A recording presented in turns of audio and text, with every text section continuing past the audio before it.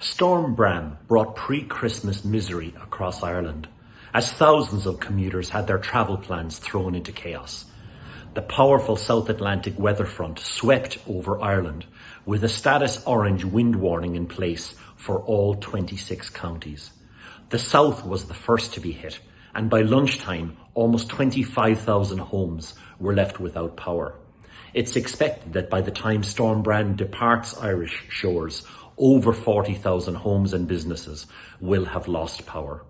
The storm also badly hit transport networks.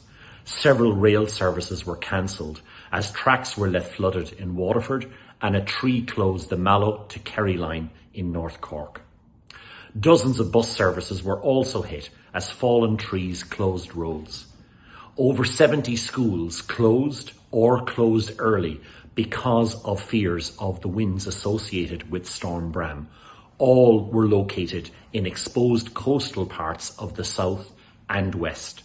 The storm dramatically strengthened as it approached Irish shores, forcing a status orange alert to be issued for all counties.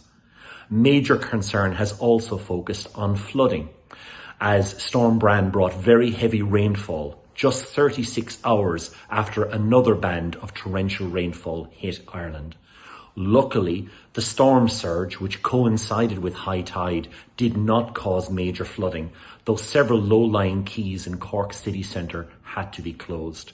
A number of roads were also closed because of flooding concerns.